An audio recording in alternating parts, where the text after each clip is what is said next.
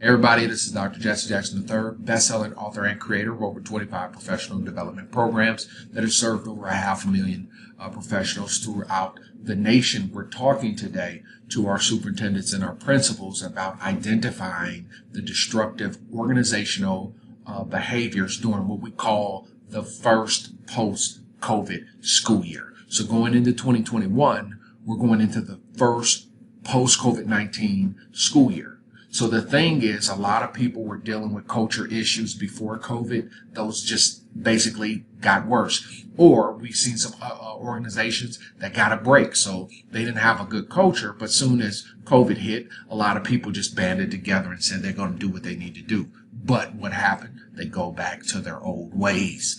One of the things that we need to understand, we're not going to be able to tolerate toxic culture and deal with all of the issues that we have to manage. We have many challenges for 2021. You're talking about health and safety, employee morale, race management, trauma management, the health and safety of individuals. You're talking about learning loss. You're talking about distance learning. You're talking about new realities to the field of education.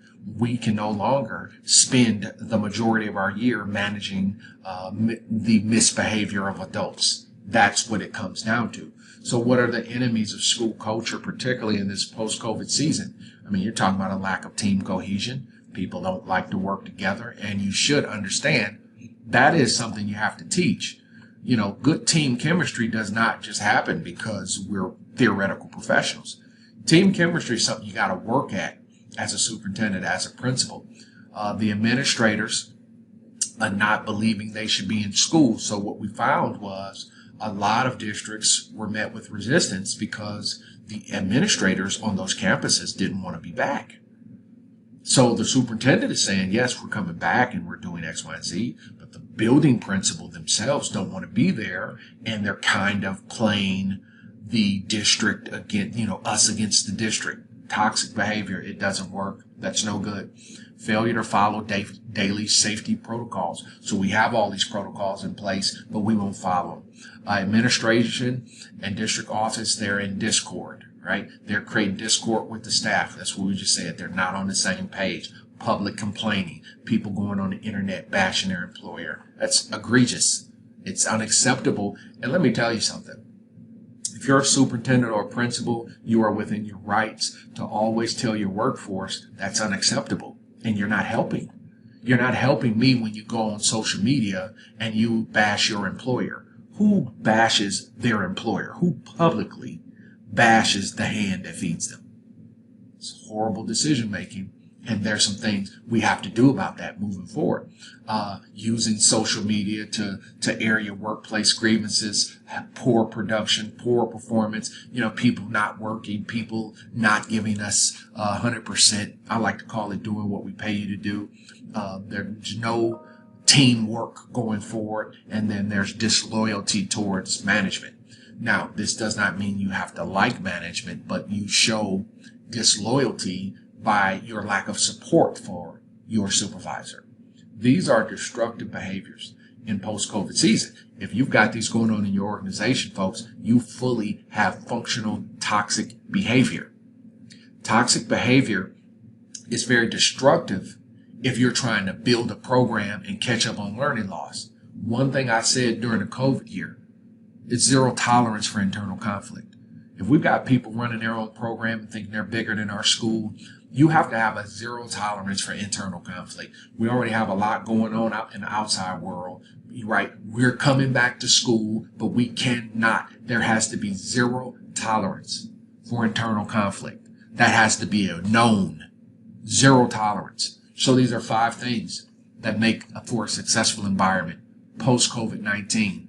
Number 1, be a good teammate. Be a good teammate. You got to talk to your staff about these things. You got to understand, be a good teammate. We are all here going through this together.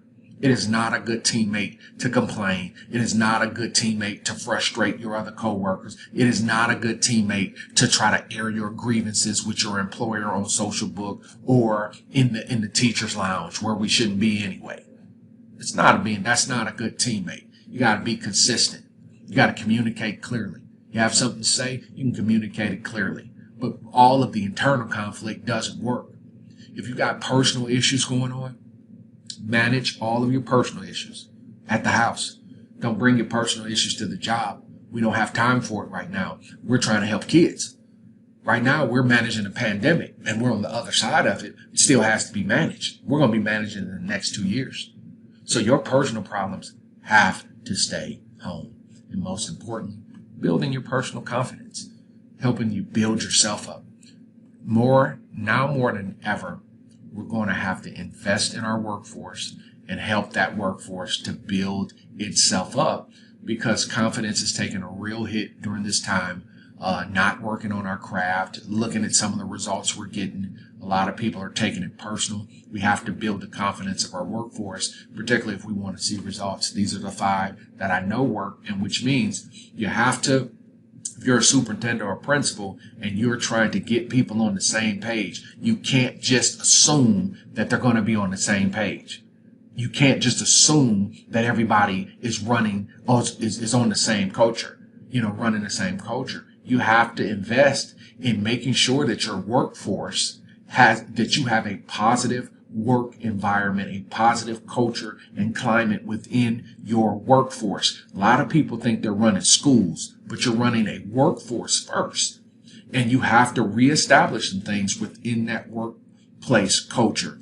It's going to be pivotal to your success when you're managing all of the challenges you're going to have to manage with the distance learning, the learning loss, the attendance problems. These things are going to have to be managed, and they happen by setting a tone, which definitely has to be done by training. It sets a real tone. So typically in August, a lot of companies like to go for motivation. I always say that it's definitely the wrong road to go. We do 2-3 weeks of training, but you have to have foundational culture principles in there that brings the group together. You have to teach people how to work as a team. Working as a team and working together is a discipline. And you have to teach people how to do it. You can't assume because people have a college degree, they know how to work together. As a matter of fact, in the field of education, we probably work least together than any other profession, because our profession is predicated on singular, meaning you work alone in your classroom. Typically don't work with other people, so you have to invest in it.